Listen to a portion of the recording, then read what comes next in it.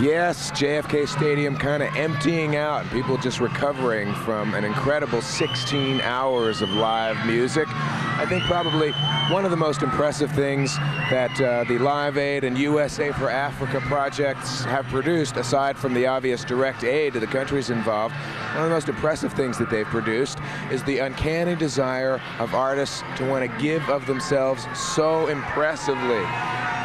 Phil Collins is a guy who has done that quite a bit today. Now, as I promised you, right here what we have is a backstage interview. I hope we're ready for this, Ken.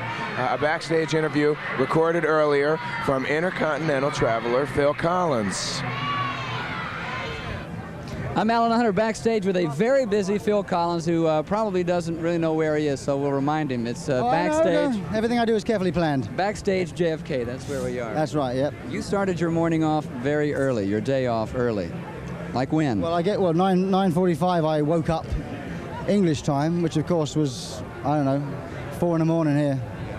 And I just got up, got the kids breakfast, and then got in the car, dropped them off at my mum's place.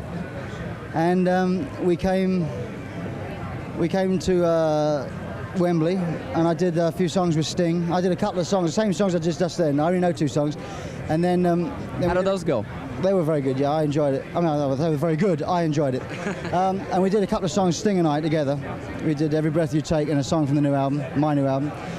And then I came here. I got on Concorde and came here. Got asked a lot of questions on the plane. But I enjoyed doing it. I wanted to come and play with Eric because, I mean, we're neighbours, we're great buddies, and I just wanted to play. I wanted to play the drums. So I came here to play with him. I wanted to play with Robert and Jimmy, and I played with him. And I did my 2 songs that I know. And it was great fun. I mean, you know, this is what your time is for, isn't it? To use it up doing silly things like this, really. Well, of course you know the song, so you just are sort of tapping along. But I mean, there's no rehearsal for this kind of stuff, right? Or is there? No, I mean, Jimmy, Robert, John Paul Jones, and Tony Thompson, they rehearsed for a couple of hours the other day, and I was supposed to have a cassette to listen to in the helicopter coming here, but that didn't materialise till I got here. So when I got here, I quickly rushed in to say hello to Eric, find out what songs he was playing, rushed over to Jimmy and Robert to see what songs they were playing, and I got a quick 1, 2, 3, 4 through it, and I was told to lay off if I didn't know where I was, which I laid off quite a lot.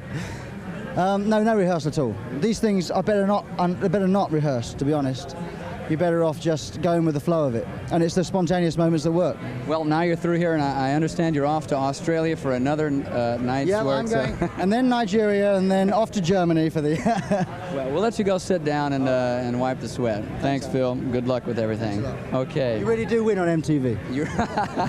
You got it right that time. I'm Alan Hunter. We're at JFK Stadium. Can you believe it?